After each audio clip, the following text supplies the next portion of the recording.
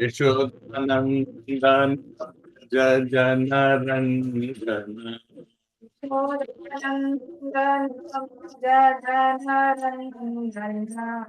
यमोधीरावनचारी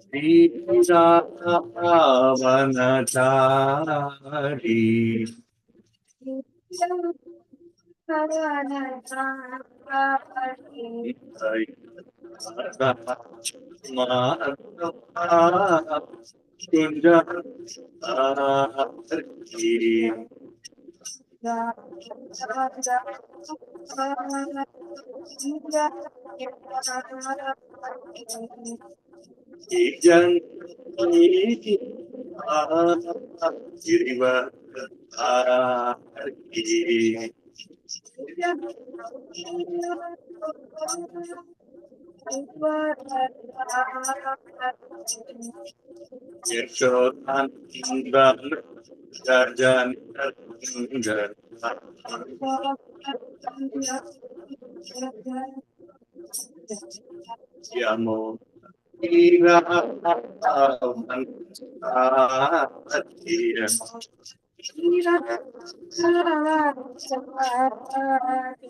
Hare Krishna Krishna Krishna Hare Hare Hare Rama Hare Rama Rama Rama Hare Hare Hare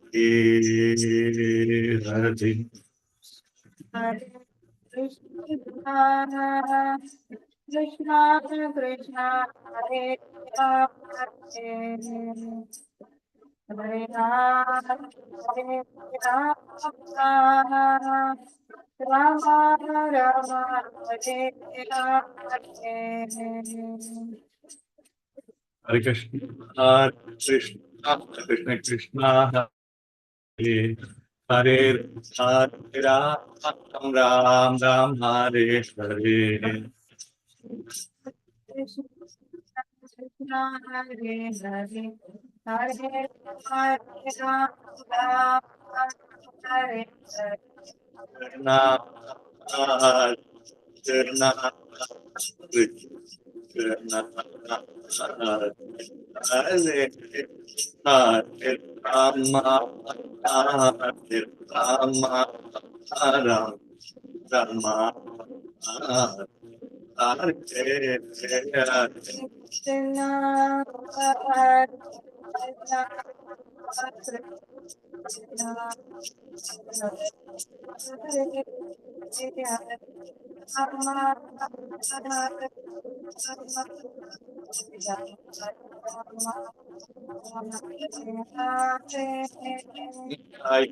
Gaurangi Doki Rani Krishna Gaurani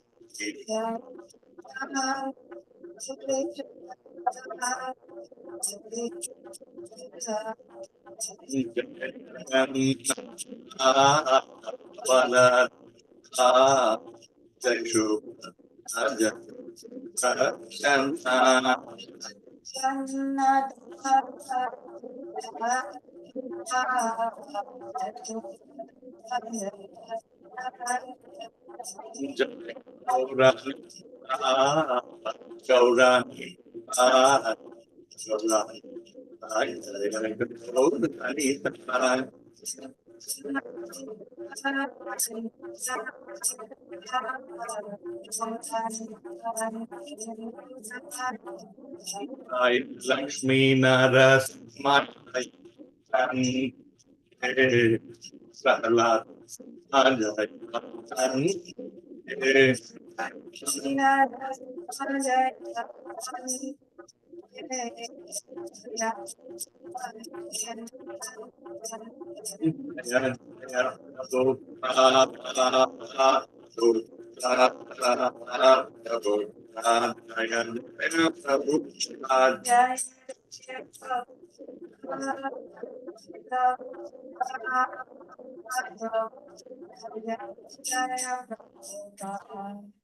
जय ओम विष्णुपाद परमहंस परिव्रजकाचार्य अष्टोत्तर सदस्य श्रीमद अभय चरणारविंद भक्ति वेदांत स्वामी श्रील प्रभुपाद की जय। जय ओम विष्णुपाद परमहंस परिव्रजकाचार्य अष्टोत्तर सदस्य श्रीमद भक्ति सिद्धांत सरस्वती गोस्वामी महाराज श्रील प्रभुपाद की जय। अनंत कोटि वैष्णव वृंद की जय। नामाचार्य श्री हरिदास ठाकुर की जय। प्रेम से कहो श्री कृष्ण चैतन्य प्रभु नित्यानंदा श्री अद्वैत गदाधर श्रीवासादि गौर भक्त वृंद की जय। श्री श्री राधा कृष्ण गोप गोपीनाथ श्याम कुंड राधा कुंड गिरि गोवर्धन की जय। ब्रजभूमि श्री वृंदावन धाम की जय। मायापुर श्री नवद्वीप धाम की जय। मथुरा धाम की जय। द्वारका धाम की जय। जगन्नाथपुरी धाम की जय। गंगा माई यमुना माई की जय। भक्ति देवी तुलसी महारानी की जय। गौरभक्त प्रेमानंदे हरि हरि बोल. All glories to the assembled devotees. Hare Krishna. All glories to the assembled devotees. Hare Krishna. All glories to the assembled devotees. Hare Krishna. All glories, all glories, all glories to Shri Guru and Shri Shri Gauranga. Jai Shri Prabhupada. Om Namo Bhagavate Vasudevaya. Om Namo Bhagavate Vasudevaya. Om Namo Bhagavate Vasudevaya. Om Namo Bhagavate Vasudevaya. नारायणं नमस्कृत्य नरं चैव नरोत्तमं देवीं सरस्वतीं व्यासं ततो जयमुदीरये। नष्टप्रायेषु अभद्रेषु नित्यं भागवतः सेवया भगवती उत्तमश्लोके भक्तिर्भवति नैष्ठकी। हरि ओम तत्सत्. So Hare Krishna, is it the audio visible? Audio good now? Bharat Prabhu? Yes, Prabhu, it's clear now. Yes, Prabhu. Thank you very much. Sorry, I think when the Kirtan time it's slightly further away to accommodate the Mridanga length, so sometimes it may. It's okay, Prabhu. Okay. Hare Krishna. Hare Krishna. Thank you, Prabhu. So let's now go to these verses. Give me a second. I will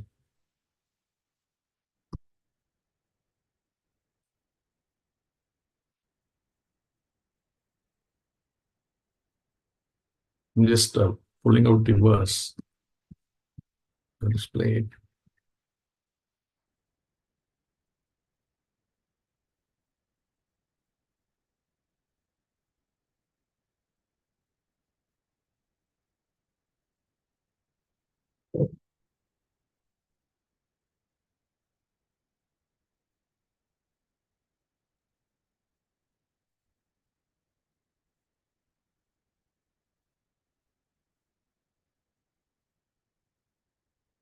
Okay, so I will share the screen.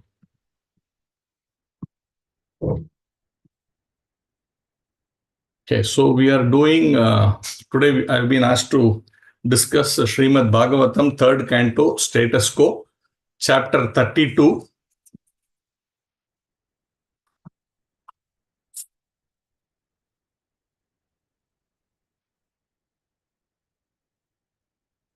Which is entitled Entanglement in Fruitive Activities. And we are doing verse number 16 and 17.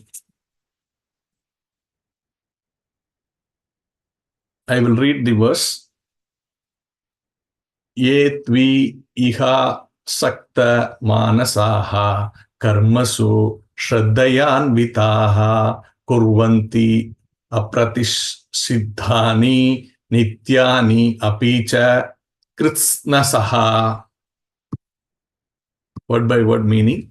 Ye, those who, to, but iha, in this world, asakta, addicted, manasaha, whose minds, karmasu, to fruitive activities, shraddhaya, with faith, anvitaha, endowed, kurvanti, perform, apratisiddhani, with attachment to the result, nityani, prescribed duties, api, certainly, cha, and kritnasaha, repeatedly.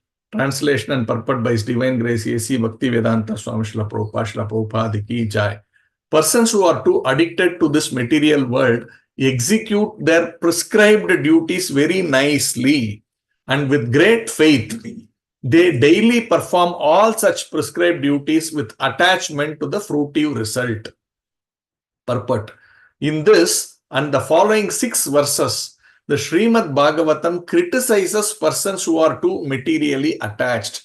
It is enjoined in the Vedic scriptures that those who are attached to the enjoyment of material facilities have to sacrifice and undergo certain ritualistic performances. They have to observe certain rules and regulations in their daily lives to be elevated to the heavenly planets. It is stated in this verse that such persons cannot be liberated at any time. Those who worship demigods with the consciousness that each and every demigod is a separate god cannot be elevated to the spiritual world. What to speak of persons who are simply attached to duties for the upliftment of the material condition? We'll read the next one also. Verse number 17. Rajasa kunta manasaha kamat mano jitendriyaha pitrun yajanti anudhinam griheshva abhiratasayaha. Synonyms. Rajasa, by the mode of passion. Kunta, full of anxieties. Manasaha, their minds. Kama atmanaha, aspiring for sense gratification. Ajita, uncontrolled. Indriyaha, their senses. Pitrana, the forefathers. Yajanti, they worship. Anudinam, every day. Graheshu, in home life. Abhirata, engaged. Asayaha, their minds. Translation.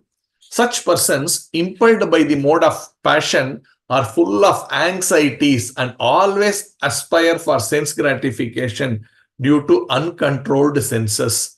They worship the forefathers and are busy day and night improving the economic condition of their family, social or national life. So this is very nice verse. Actually, if you can see, many devotees also sometimes we fall into this trap that, while we want to do nice devotional service, we also somehow think, little bit of better facilities will help us and we can do better, right? This is very, very subtle. And it is very, very difficult to overcome. Sometimes we take it very lightly. Oh, we are in Krishna consciousness. We are now going back home, back to Godhead. And everything is nice like that. But that is fine. We have come to the stage of Krishna consciousness, chanting the holy name, following, regulative principles. All this is very nice and most important. They are the basics. But the journey of Krishna consciousness is actually to go deeper to this point of coming to the point of understanding that I am not the body and I have got nothing to do with this material world. And my only destination is the Supreme Personality of Godhead. So to come to that point, it is not artificial or superficial. No, it is actually realized at every step of our journey. The more we are able to be focused on this, that we can actually grow very fast in Krishna consciousness. Many a times we see we are there, doing whatever, but it takes a long years and we say, why are we not progressing in Krishna consciousness? Actually, a lot of that is, we try to be somewhere skimming the surface. Because it's mentioned, right, this nectar of devotion, that this devotion is so deep ocean. It is not like on the top where the waves are there. We are just there. If you are there, that it is great. This is not ordinary. To be even chanting the holy name is not ordinary. I am not trying to belittle any of that. But having come here, I am trying to say we need to put our goals much deeper to the real purpose of life. And in that context, this has been spoken. The background here, we all know, is the discussion between Kapila Dev and his mother, Devahuti. So, in the last chapter, the Lord discussed about the, the movement of the living entities, how the living entities just transmigrate into the different forms and then how they come into the human body and what happens after, like that. And in this entanglement in fruitive activities, he is actually reiterating this purpose, that what I have just now talked about, that it is not easy to just go back to Godhead. He is discussing the position of Lord Brahma, Marichi, and all of the other great saintly persons also, that, even they sort of get disillusioned or illusion to think that they are also equal to the Lord. Right? Brahma thinks, I am, in spite of the so many hundreds of prayers that Brahma is offering to the Lord in Srimad Bhagavatam, we are seeing, but somewhere in the corner, very minute 0.0001% of his brain, he gets the feeling that, I am almost equal to the God, or I am equal to the God. Like, when I'm saying God, I am actually meaning the Supreme Personality of Godhead, Krishna, because all of us are gods in some form and shape. That is okay. That is not the God it is being talked about the indispensable, the indestructible position of the Supreme Personality. That position, sometimes they also think. So Lord Brahma sometimes think, I am the creator, and Vishnu is the maintainer, and Lord Shiva is the destroyer, and we three are on equal plane. Like, he thinks Lord Shiva is also on his equal plane, and even Lord Vishnu is on his equal plane. And this is, we all know Brahma is not such a fool to think like that, but it is so subtle. It is so subtle. He doesn't express. There are many verses in Bhagavatam also where he is actually talking. When he is talking to Narada Muni, is saying, Narada Muni is saying, I thought you are the topmost. But he says, no, I am not the topmost. There is the Supreme Personality of Godhead, and he gives a very deep section on that. But after all of this also, there is this little small element which is there, which makes him actually, like, the perfected being that makes him come back as Brahma. So if you in the earlier verses, it is being discussed. Those who are worshippers of Kshirodaka Sai Vishnu, they remain in the material world. Just imagine. It is very powerful. For us to understand this also, it takes maybe few janmas, really speaking. What is the big difference?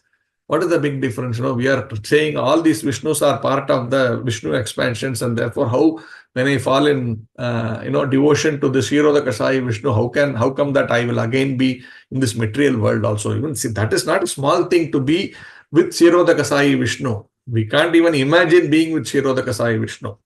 That is a different thing altogether. That means if that person is actually the immediate, what do you call, right hand of Kshirodaka Sai Vishnu to perform all the great, wonderful activities in this material world, right? The creation is not a joke. To be able to create, people are working for hundreds and almost one lifetime to understand some small portion of creation to get a PhD, right? And say, okay, this is a finding. And that PhD research also may not be true after a point in time, because at that point in time, people believe that is the perfection, that is the correct thing. But later, some other person comes and does a research to prove that there is something beyond what that other person has given. So to that extent, that earlier PhD is relative. It is not a perfection of that work. So it's like this. But the source of all these things is the overall creation by Lord Brahma. But you are in such a very powerful position, but still that person is not actually able to go back to Godhead. So those who are actually worshippers, they merge into the body of Brahma, and Brahma, after his death, he is actually able to go to the spiritual world. And these people also, along with Brahma, because they are merged into the body of Brahma, and then they go. And that is like, we know how many millions of years is Brahma's lifetime, right? 1,000 cycles of the 4 yugas make one day of Brahma. Like that night, like that 100 years. That means like that 31 days, and then like that 12 months, and then 100 years. After that, Brahma dies. So this is not an ordinary thing that we can easily go to the spiritual world. So that is the context in which Kapila is speaking, and he's clearly saying, you do direct devotional service to the Supreme Personality of Godhead, and you should clearly understand that I have no role to play in this material world as the person who's causing things to happen. I am simply the servant of that Supreme Personality of Godhead, Lord Sri Krishna. And if you are able to hold that thought completely, not simply in words, like how I am speaking in words, but in complete realization of that, then everything, activity, everything becomes changed. And that is the perfection of our life. And such persons can even go beyond the elevation of Lord Brahma. Not again to say that Lord Brahma is smaller, but those pure devotees are much higher than the demigods also. That is something which it's very clear. I maybe seem to be saying that, no, how can you say such things? But that is what Srimad Bhagavatam is saying, that a person who is a pure devotee of the Lord, who understands clearly that he is a small particle in the service of the Supreme Personality of Godhead, and he has got nothing to do with this material world. That means including all his consciousness, which includes the senses, the mind, the intelligence, and false ego. All of this is completely under that clear understanding. And it's not simply understanding theoretically. That means that will naturally lead to our behavior also, that they are completely in a spiritual platform. In that condition, a person remains, then he can go back to Godhead. That is being discussed. But this particular verse is talking about how people who are caught up in this material perfection, right? Persons who are too addicted to this material world execute their prescribed duties very nicely and with great faith. They daily perform all such prescribed duties with attachment to the fruitive results. And next, such persons impelled by the mode of passion are full of anxieties and always aspire for sense gratification due to uncontrolled senses. They worship the forefathers and are busy day and night improving the economic condition of their family, social or national life. So how, when you say such, start off with by saying these people are actually very follow the prescribed duties very nicely, right? Then they are supposed to be very great people. So you see the subtlety is coming very nicely, that you are actually talking about persons who are in real great sattva guna, who are really very strict about their regulative principles of what has been prescribed in the Vedic injunctions, right?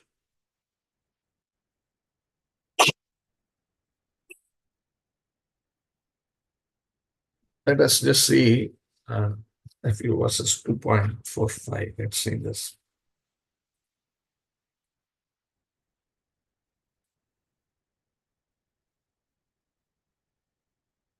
So it is mentioned in the 2.44. Bhogeshwarya prashaktanam taya pahritaste chetasam vyavasayatmika buddhihi samadau na vidiyate. In the minds of those who are too attached to sense enjoyment and material opulence, and who are bewildered by such things, the resolute determination for devotional service to the Supreme Lord does not arise. And then in 45, Traigunya Vishaya Veda Nistraigunya Bhava Arjuna Nidvanto Nitya Sattvasto Yoga Kshema Atmavan. The Vedas deal mainly with the subject of the three modes of material nature. O Arjuna, become transcendental to these three modes. Be free from all dualities and from all anxiety for gain and safety, and be established in the self. You see, these two verses completely align with this verse we are reading in Srimad Bhagavatam. So Srimad Bhagavatam, Bhagavad Gita, Chaitanya Charitamrita, complete alignment. In fact, this is what is the entire truth of all of the literatures that is available throughout the entire universe, not just the earth like that. So now Bhagavatam is one step ahead of Bhagavad Gita, because Bhagavad Gita talks about these aspects, but Bhagavatam explains more in detail. So if this is mentioned here, Kapila in Bhagavad Gita, the last two verses we read, that is mentioned in a couple of verses in Srimad Bhagavad Gita. In Bhagavatam, Kapila Dev expounds on these very elaborately, taking a full chapter to explain such things. So this is the greatness of our syllabus, if I may say so, that our parampara, our Guru parampara, of course, brought very in a beautiful way by our Acharya Srila Prabhupada, just if you are able to understand first this Bhagavad Gita, okay, this is what it says, let me try to understand in depth, then come to Srimad Bhagavatam, and then in Chaitanya Charitamrita, you live it, like, deeply, with a full understanding of that, we live it. So if you are able to get these three syllabus covered in this one life, it's very difficult. Prabhupada has said, to understand one verse of Srimad Bhagavad Gita itself, he says sometimes it may take, if you are continuously reading, not just mornings, we read once like that, or we have a 1 hour class like that. Continuously, if you are reading, some places he says it may take a month to understand one verse. So 700 verses into so many, 700 months to understand basically. Then comes Srimad Bhagavatam to be able to get the expounded version of it.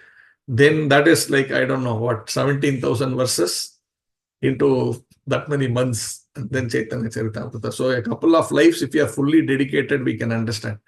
But then that doesn't mean we have to be, yes. But if we understand the higher principle quickly, very clearly in our head, then application becomes more and more easier. That way, sometimes Prabhupada has also said, to understand one verse, it may take a week. So if you are able to come to that platform, maybe from 1 month, you may come to a week, and maybe in a few days also we can understand. But that is provided we are sincere and serious about our devotional life. So now, let me come to the other verses which talks about. So today basically we are trying to see the references of these in Srimad Bhagavad Gita and try to get those in our head very clearly. Why it is being said like this in Srimad Bhagavatam. That someone is very nice, who's ready to follow the prescribed duties and is very sincere in those activities. But then you should understand, if a person is like that also, we should understand that they are actually materially inclined. When I'm saying regulative principles, not our 4 regulative principles. I am talking about this particular things that I just now read the Vedas. The Vedas deal mainly with the subject of the 3 modes of material nature. O Arjuna, become transcendental to these 3 modes. Be free from all dualities and from all anxieties. That word is mentioned in this verse, Bhagavatam we are discussing. When you are too much into following all these regulative principles, which leads to, the objective of that following is actually material enjoyment, which means it leads us into this kunta. That means anxiety. That is being discussed. Be free from all dualities and free from all anxieties for gain and safety, and be established in the self. So that has been discussed here. And why? All purposes served by a small well can at once be served by great reservoir of water. Similarly, all the purposes of the Vedas can be served to one who knows the purpose behind them. That means falling in line with the complete understanding of our acharyas. That means taking a pure devotional service actually achieves all of these things automatically. These are byproducts. They are not the end. In Vedas, when you do these prescribed duties, the end result is actually getting these benefits. But one who is actually in pure devotional service, that end which we receive in Vedas is a byproduct. And by the way, a devotee rejects them. He does not want them because he clearly understands that will put him back into the cycle of birth and death. So he actually rejects them. That means whatever you are trying to achieve through Vedas, for one who is in pure devotional service, it is actually undesirable. We remember that as a discussion of Prabhupada, right? So Prabhupada wrote about how the spiritual, how the, what is that? The Brahmaloka and all, what we call heaven. How the heaven will be very, very, very attractive, very nice, so many things. I've heard this, that Prabhupada explains, writes somewhere, these things very elaborately, that, what is the great benefits or material happiness and other things that we get in the spiritual world. So then devotees read that and they become so much this one, oh, this is so much, so nice like that. Then Prabhupada said, then better I don't write these things. And there is also other examples where devotees realize, that is the first one, what I mentioned is more of a theoretical, that means, okay, this is nice, let us aspire. But the second one is the realization of the devotees. So they realize, okay, if you are doing all this, these things nicely, You'll go to the spiritual world, you'll go to the Brahma Loka and all the heavenly planets and enjoy. But then what happens after that? After spending so many thousands and thousands of years in those heavenly planets, enjoying nicely by following the prescribed prescribed regulative principles of Vedas, then they go and enjoy so nicely, but after that they come back to this material world. They don't go to the spiritual world. Then you come back here after thousands of years, by which time everything is even more degraded here in this Kali Yuga. Or even if you are in the Satya Yuga and you did like this, you go to the Satya Loka, Satya Yuga in earth and going to Satya Loka. And by the time you come here, it may be beyond Kali Yuga, or, worst part of Kali Yuga, and then you are in real bad shape. So then the devotee said, no, we don't want to do half-hearted Krishna consciousness and then go to Swarga Loka. Prabhupada has mentioned, Krishna has mentioned, and Prabhupada has elaborated in Bhagavad Gita that what is the situation of those devotees who take up Krishna consciousness for some time and then leave it halfway through or get distracted and get into the material life. Then he says, okay, those people, even if they take it forward for some time in their devotional life, then they are awarded great happiness in the Swarga Loka. But after that, they come back to this material world. So that is explained there in Bhagavad Gita also, and Prabhupada writes about it. And devotees had this realization. Therefore, they say, no, we want to finish it in this life. We don't want to leave our Krishna consciousness half finished and go to Swarga Loka or somewhere and then come back and again lose track and lose our path and go back into the hellish conditions of life. So that is being discussed. Let us discuss a couple more verses.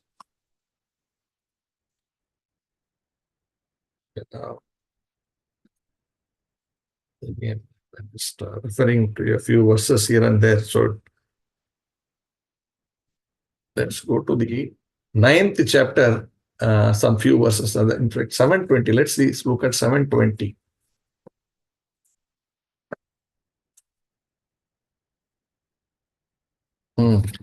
Who are the kind of persons who will perform these kind of activities of, nicely following the prescribed duties in the desire to elevate oneself? That we will see. Kamais taistair hritaghyanaha prapadyante anya devataha tam niyamam astaya prakritya niyataha swaya. Those whose intelligence has been stolen by material desire surrender onto demigods and follow the particular rules and regulations of worship according to their own nature. Therefore, here also, the verse is talking about those who are desirous of getting material enjoyment. They only follow the prescribed processes enjoined in the Vedas, right? That has been confirmed here. Those whose intelligence has been stolen by material desire surrender onto demigods. So those who go to Indra, Chandra, all the Navagrahas, Lord Brahma, Lord Shiva, Lord Parvati, Mother Parvati. What is their objective? They are nice worshippers. They look like, they are following so much austerities. They are better than us, right? Sometimes we get to feel, we follow Ekadasi, follow 4 regulative principles. These people sometimes, pierce their mouth this side and that thing comes out on the other side, and then they are carrying some heavy load on their back and walking hundreds of kilometers to those kind of things you can see. And sometimes when you see these people are so much devoted, we are not doing any of these things actually. We are only doing light devotional life. Sometimes we think like that, but they are so much passionate that they are doing all these things for what purpose?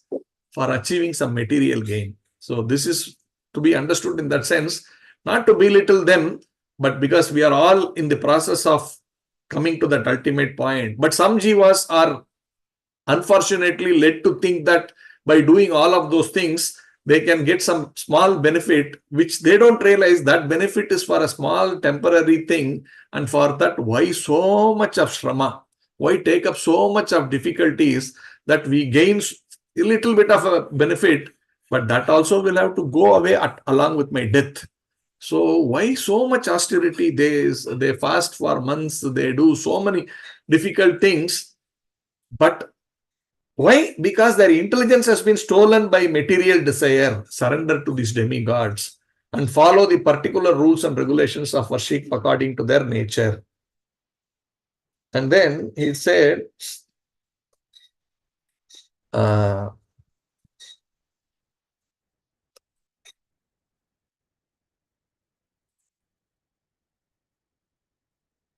endowed with such a faith, he endeavors to worship a particular demigod and obtain his desires. But in actuality, these benefits are bestowed by me alone. Krishna says, again, just like we saw in that other verse,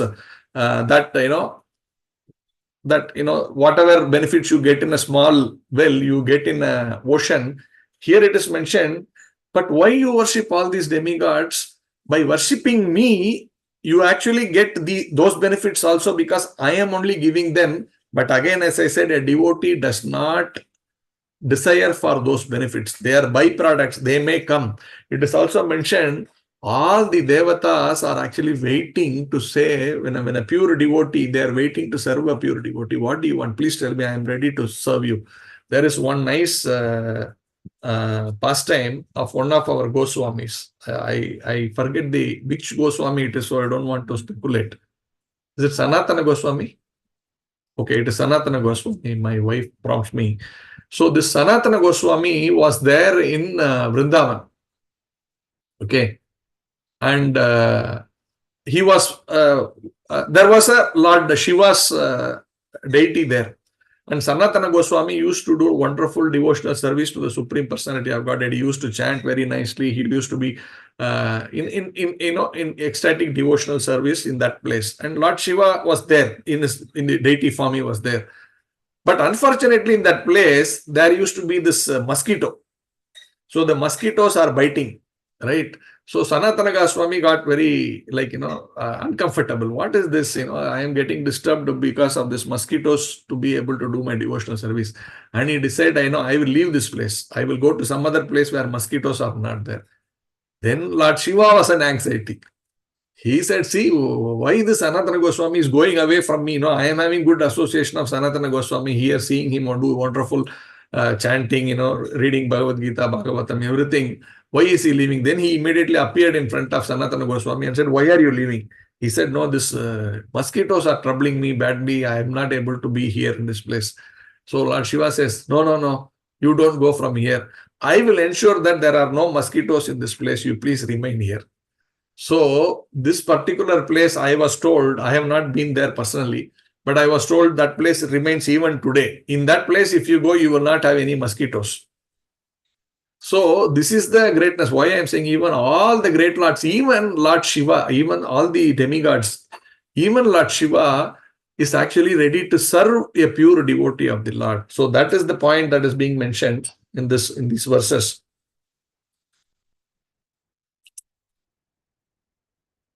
Okay, now let's look at another verse. Endowed by such a faith, he endeavors to worship a particular demigod and obtain his desires. But in actuality, the benefits are bestowed by me alone. Again, men of small intelligence worship the demigods, and their fruits are limited and temporary. Antavanta tu phalam tesham tad bhavati alpa medashaha devan deva yajo yanti mam bhakta yanti mam api. Men of small intelligence worship the demigods, and their fruits are limited and temporary. Those who worship the demigods go to the planets of the demigods, but my devotee ultimately reach my supreme planet. Now, this is very important. See, I talked about Lord Brahma worshipping Kshirodakasai Vishnu will also remain in the material world, right? So this is the point here. Whatever you choose to worship, you go to that place. So Kshirodakasai Vishnu is in this material world, therefore Brahma is in this material world. Now, therefore, we should be very clear. What is the purpose of this life? that we have come to this, any portion of this material world, all the 14 planetary system are actually created for sense gratification, because we desired for sense gratification and we are awarded this place, period. So our objective should not be to do anything with material world, but to go to the beyond that layer of material world having 14 planetary system. And then I was told that, above this, there are layers and layers of this 5 Panchabhutas. That means, for example, after this Brahma Loka, right? Let's say the Panchabhutas starting with air, let's say. Then there is air for, let's say, 100 miles. Then the next Bhuta, that means, let's say, what do you call water? Water is actually 10 times of that. So this 100 miles means that is 1,000 miles. Like 100 times like that. So that means 1 lakh times thickness. Then that is further multiplied by another 100, like that much layer of earth, that much layer of ether, like this. So it is a very thick covering. It is not easy to break open this material world and go back to the Godhead.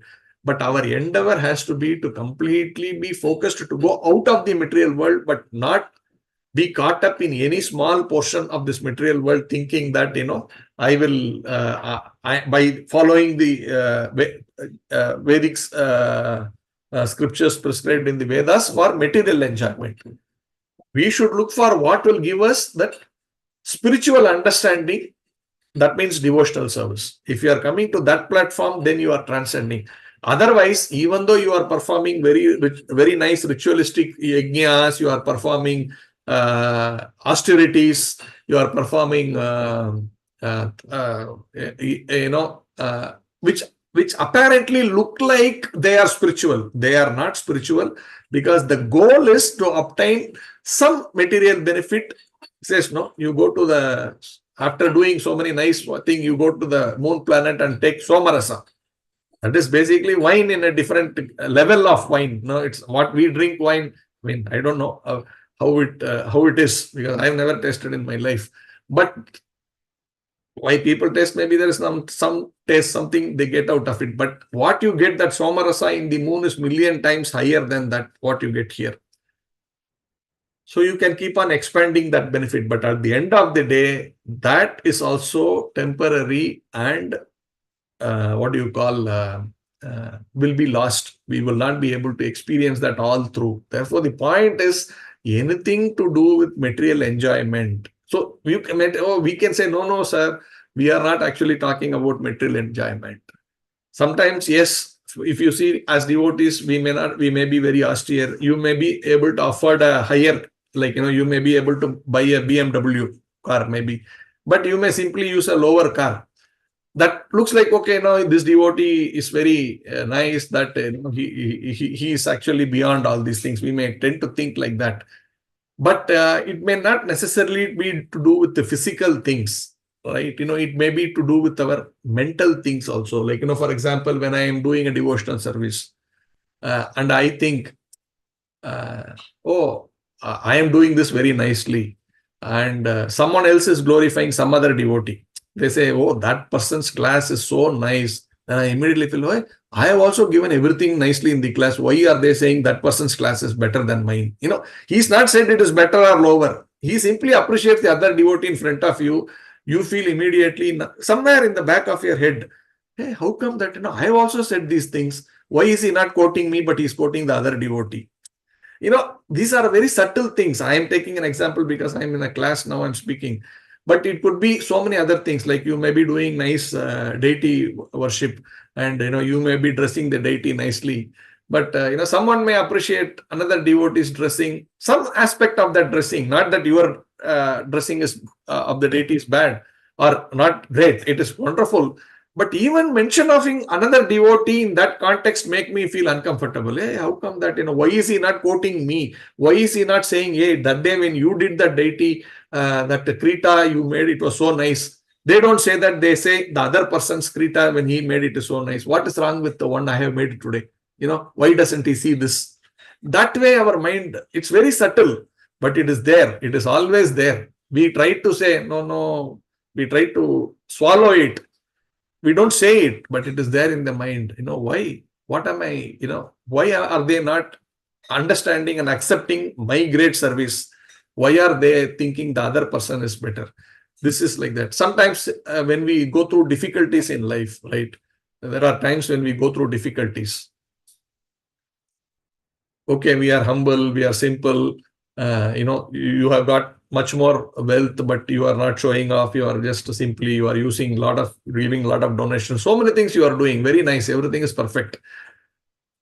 Very advanced such devotees. But still, what will happen is sometimes a person may get some problem in life that, I may have a relationship problem. I may have some physical discomforts, like, some chronic disease I may have. I am not able to solve it. Whichever doctor, I can afford to pay all doctors, I pay all doctors. But in spite of doing all that, that disease is not getting cured, or a relationship is not working for me. Either my husband is not okay, or my children are not okay, or my neighbor is not okay, my friend is not okay. I am trying hard. I am doing everything to please that person, but that person is not reciprocating the way I am supposed to. He or she is supposed to reciprocate. Then we create that vacuum is created in our heart, and we feel, I am doing all of these things, and I've been in Krishna consciousness for so many years. But the simple thing of a reciprocation from the other person is not happening to me. In this entire Krishna consciousness, they say, no, if you are doing Krishna consciousness, then all the devatas are waiting in queue to help you. Right? We get that feeling. But then I am doing so much devotional service. Why this problem is not solved? Why my chronic sickness is not going away? So is this all a kind of we are sometimes shaken by that. Why this is not solved? And therefore is all this Krishna consciousness somewhat superficial? Is it that we are told like this, but how much of it is true? Yes, I realize in sometimes it is good. Sometimes some things happen when I think it immediately manifests like that. That experience also we have. But it is not as much as we are thinking. Yes, it has got some benefits, but it is not as much as we think. Even as we think like this, that element of material enjoyment has come into our head. That, not simply the body, right? I mean, the gross body. There is also the mind, intelligence, and false ego. And there we are seeking pleasure. That, this relationship should give me happiness. This bodily discomfort, if it is not there, then I am getting happiness. And that is being denied for me as a devotee. And therefore, I am shaken. I feel the desire to get that gratification that I should have. But we color it to say, actually, it is because of, I want to serve the Lord nicely. Therefore, please give me this condition.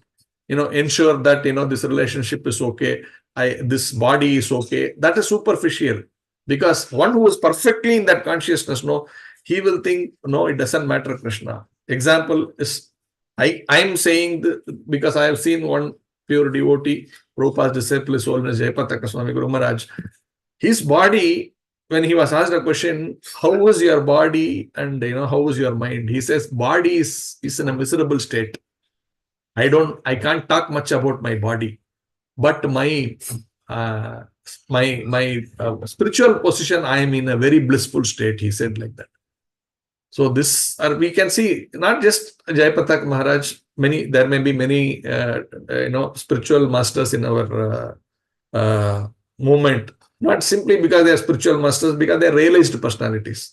And we can experience that, many of them have such, many of their disciples or even their well-wishers. We have seen, if you have observed many of Prabhupada's disciples closely, we will see such clear realizations in them, and they are completely in that space, which we cannot comprehend. That, how that, we are relating everything to the body, even subtly, but how they are able to be completely above all of that consciousness.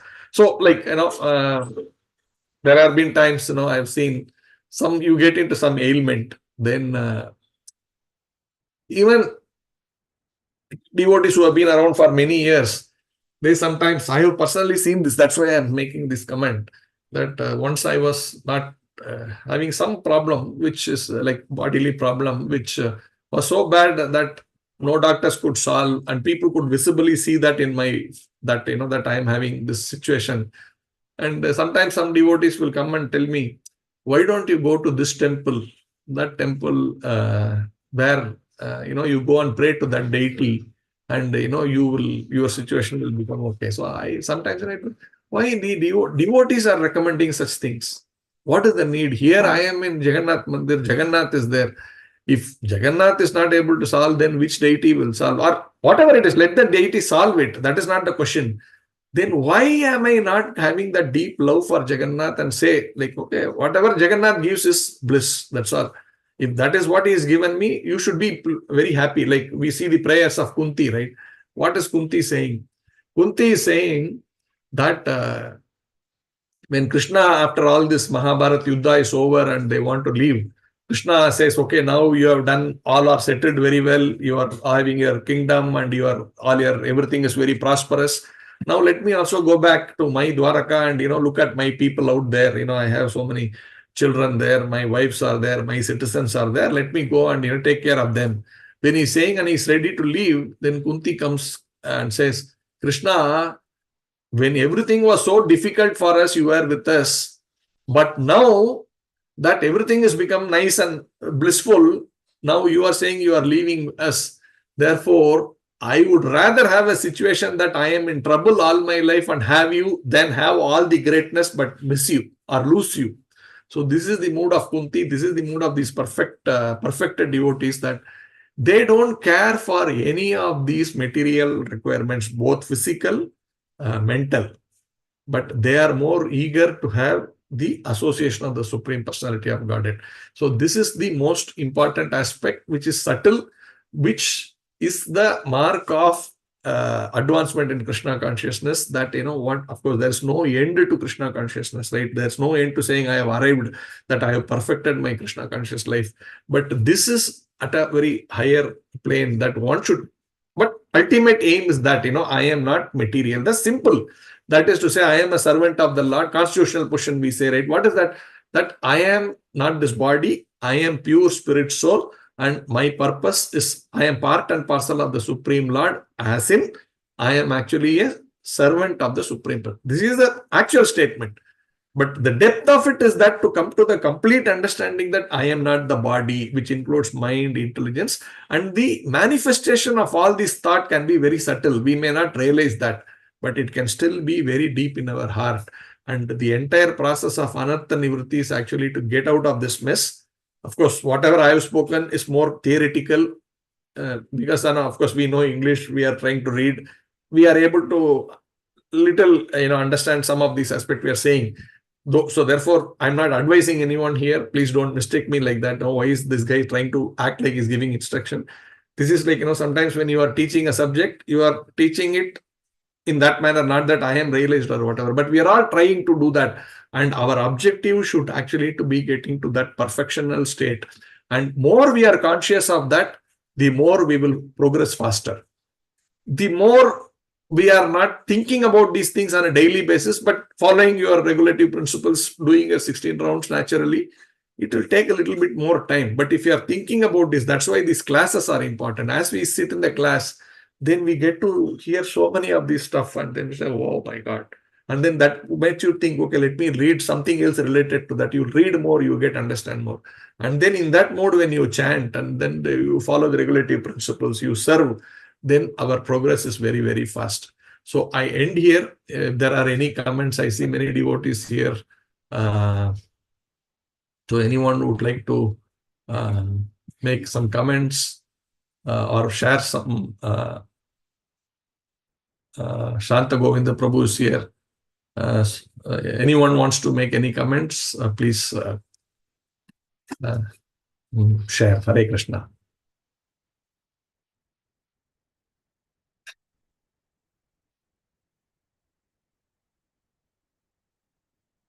Thank you, Vidura Madhava Prabhu, for a wonderful class. It was really amazing to hear, the depth of the spiritual realization from you. Thank you. Oh, Veera Krishna Prabhu, Hare Krishna. Anything else you wanted to add, Prabhu? You yourself is well learned and have a very good understanding of all the subject matter. No, it was really wonderful, Prabhu. Thank you very much. Hare Krishna Prabhu. Thank you.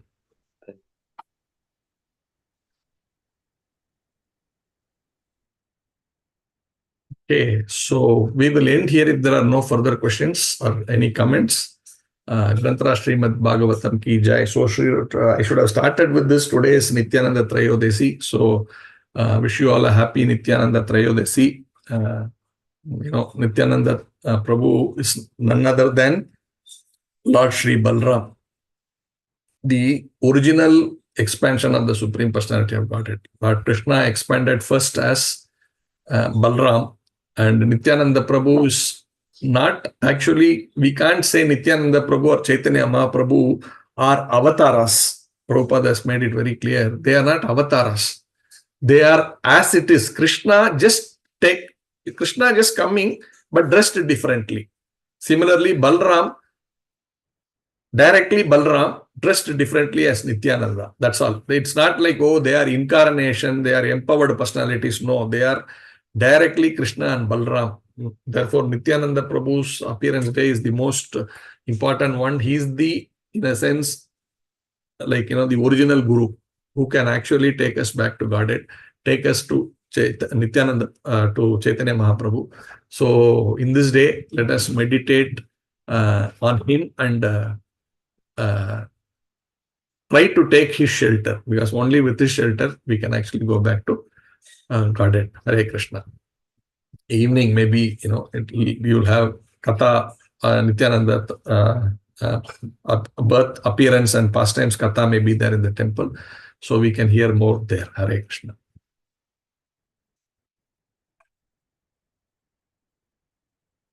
I end here. Hare Krishna.